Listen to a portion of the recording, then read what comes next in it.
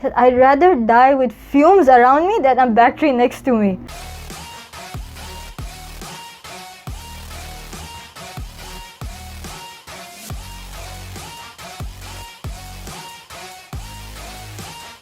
I had been following LIWA just before when we was the first time in 2019. I had been following it for 1 year. I'm like, this is an off-road festival. I just came across it on Instagram, and then I saw a few friends going for it. Not friends back then, I just used to follow them because I was a fan of their cars. I used to think they were celebrities in the car community. So, but then I became friends with them, and then I realized, okay, you can go to these places and visit them and be part of the whole event. It's an off-road event. They have competitions and everything. Then just towards before LIWA 2018-19 was about to start, I suggested the idea to my father. I'm like, can we go to this desert? It's outside Abu Dhabi. They're having an event, off-road event. We can, if you want to, we can also, they're having, Morib is one of the tallest dunes in the world, highest dunes in the world. We can see they're gonna climb it and everything. My dad likes events like these, and he loves long drives. My family loves long drives. So he's like, okay, let's go. So we planned one day, we went. My dad got the wildest idea. He's like, we have a SUV, it has 4x4, let's use it. But one issue, we had 83 Cooper tires, no tread. It was almost bald. And we had one spare tire because we had a puncture just a few days before, so we were running one 12-year-old Dunlop tire and 3 bald 83 Coopers. Let's try it. It's one street tire, 3 all-terrains, and 1 desert. Let's try it. My dad's like, okay, I'll try it first. We put it 4 high. We've driven 4 high, 4 low. We've tested because to keep the transfer case maintained, you need to drive it once or twice. So he knows this, he did it, he took it. He was not going easy. He's like, thoda bahut, a little bit, he's on the small dunes, he's like, okay, I've got the hang. And then he attempts to climb Morib dune, but not straight, from the sides, where the Land Cruisers and Petrols were going. I'm like, are you sure? Like, yes, let's just try it. If anything happens, he said in Urdu, kuch hota hai, we'll come back down. Nothing big. So I'm like, okay, let's go. I'm in the front seat, my mom is panicking, saying everything she knows at the back. And in her heart, you can see it in her. She's like, this is fun, but this is scary. She's holding everything she can, and I am holding my belt because dad is going full on. Because again, ball tires, they were old, so they were a bit tight. Even when you deflated them, they were not deflating properly.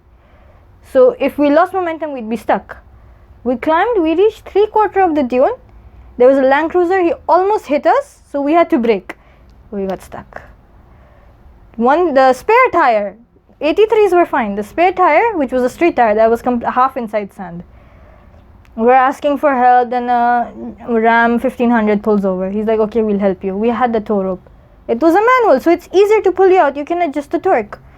This year we planned, okay, this year we're building the car for off-road. So we need skid plate, we need tires, we need lift, we need everything. We only got one thing. We got tires and rims.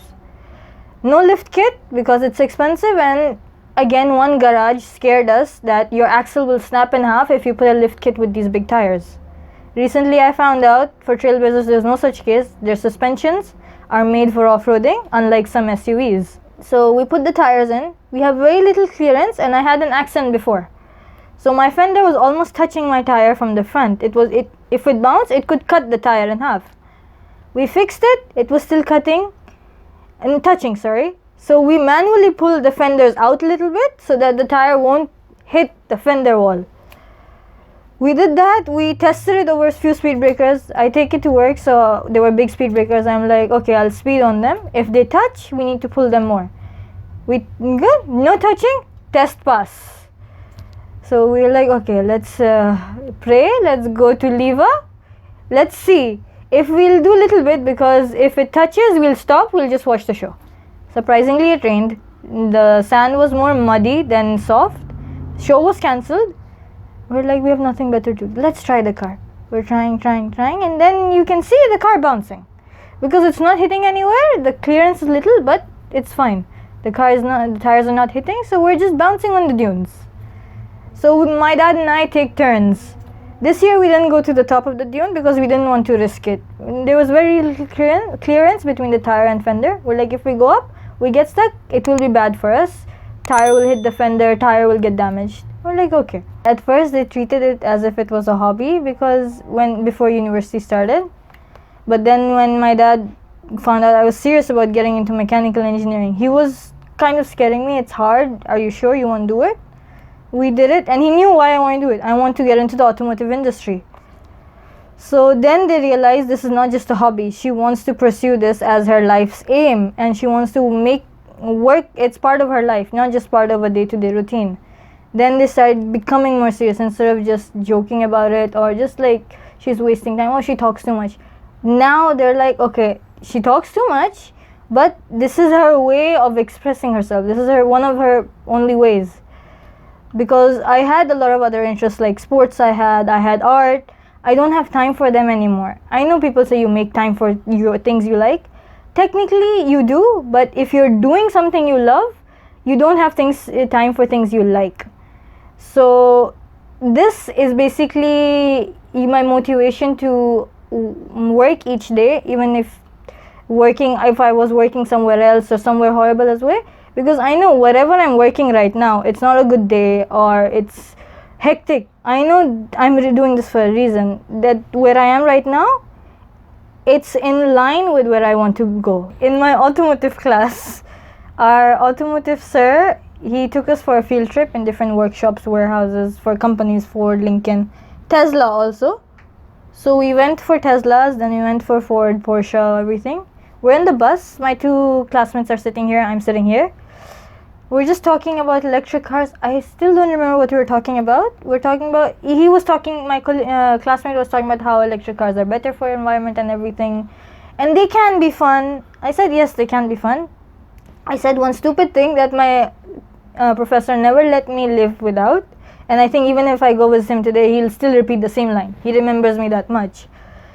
It was very stupid of me to say because it sounds childish, but I literally said, and I don't know how loud that was, the whole bus heard me. I said, I'd rather die with fumes around me than a battery next to me. And my professor just comes back like from the front seat. He's like, really? Like every class, we were learning about green cars and how electric cars and CVT transmissions and everything. Every time the word electric came up, like unlike some people, and then he looks at me, the whole class looks at me. Okay. I like electric cars, but if given, I love the technology they're producing, everything. It's innovative.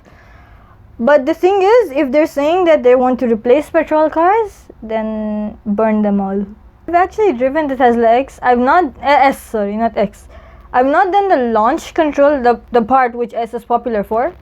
But people say that the S is even nice to drive. It was way too quiet. You could not, even the road sounds were more. It was not fun to drive as Tesla's advertised that this is a fun car as well as a powerful car. Powerful, I respect it. The power is there. The pick is there. Throttle response, everything is there. But the thing is, you know, when you're speeding or driving any other car, when you press the accelerator, the throttle response, you're communicating through that response. You press this much, your engine's like, okay, you need this much power right now, done. And then you leave it just a little bit, your foot automatically adjusts. Your engine tells you, you want to slow down or no, because it gives you a jerk that, okay, you're slowing down, so you press it again. Electric cars, your foot lifts off, it drives for you. I want to stop, the engine turns off. I don't understand the complication. I know it's regenerative braking, it's saving power, but I don't find that fun. I'm a person who likes every raw power there is. Even if it's a T that I'm driving, I like the feel of the raw power because that makes driving fun. If a car drives for you, for a person who likes driving, that's not fun.